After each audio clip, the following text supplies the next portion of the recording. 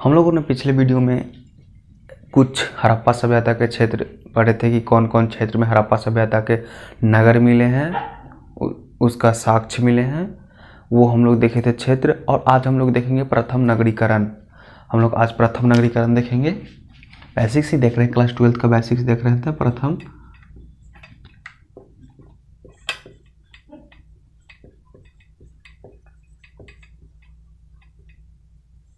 आज हम लोग देखेंगे प्रथम नगरीकरण।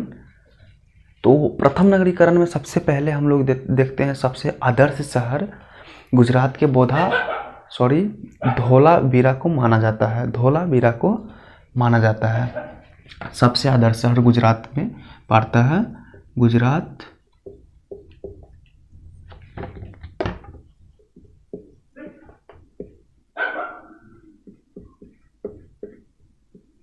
धोलावीरा को सबसे आदर्श शहर माना जाता है और विकसित शहर माना जाता है, जो कि गुजरात के प्रांत के कच्छ जिले में पड़ता है। ये धोलावीरा गुजरात के, और एक और है गुजरात में ही है, उसको हम लोग लोथल बोलते हैं। वो लोथल है, लोथल। ठीक, हम लोग इसका विशेषता जानने का प्रयास करेंगे। अभी हम लोग देख लेते हैं कि कितने नगरीकरण हैं जो प्रमुख हैं। हम लोग 2 ही 3 देखेंगे अभी, और जब हम लोग चैप्टर में आएंगे तो बहुत सारे देखेंगे। उसके बाद हम लोग देख लेते हैं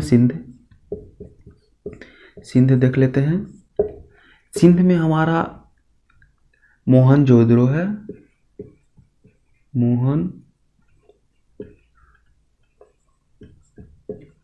मोहनजोदड़ो। एंड थर्ड में हम लोग राजस्थान देख लेते हैं। राजस्थान में कालीबंगा है, ओके, कालीबंगा है। तो हम लोग सबसे पहले देख लेते हैं धोलावीरा का विशेषता। इसको आदर्श शहर क्यों माना जाता था, सबसे पहले हम लोग धोलावीरा को देख लेते हैं। इसको आदर्श शहर माना जाता था क्यों? धोलावीरा,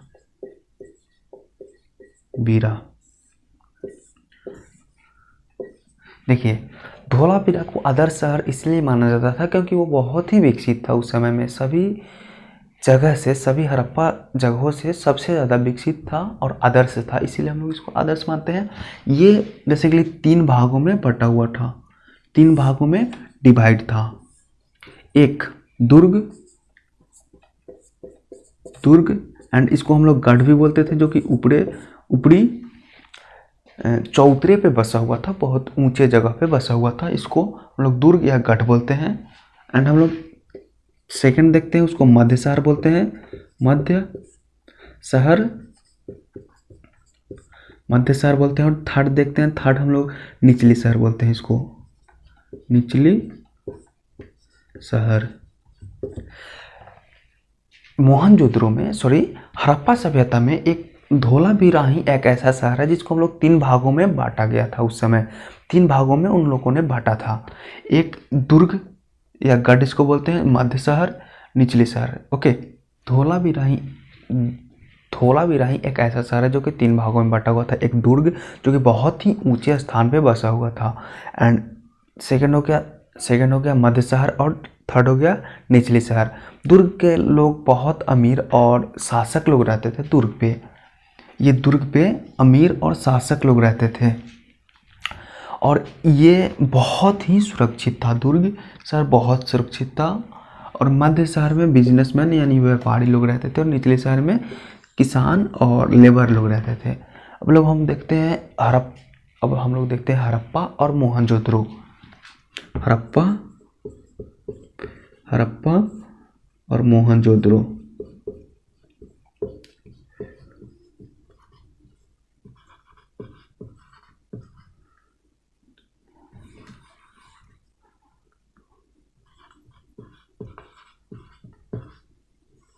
हड़प्पा और मोहनजोदड़ो, ये जो शहर थे वो 2 भागों में बटे हुए थे।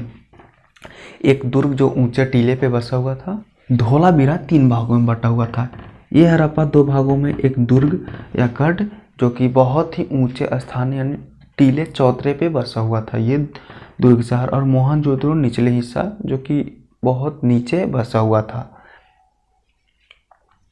ये दुर्ग के लोग बहुत अमीर और शासक लोग रहते थे, और निचले हिस्सा में बहुत गरीब और किसान लोग रहते थे।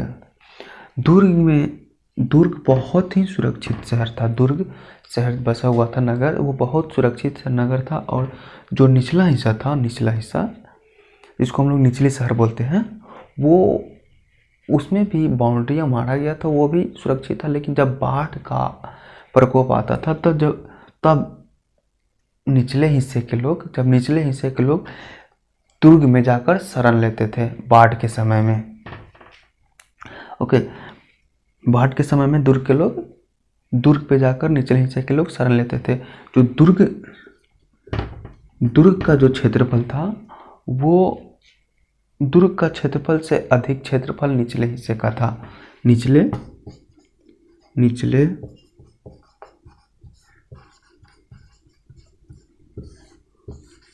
निचले शहर का क्षेत्रफल दुर्ग से अधिक था और यहाँ के जनसंख्या भी लगभग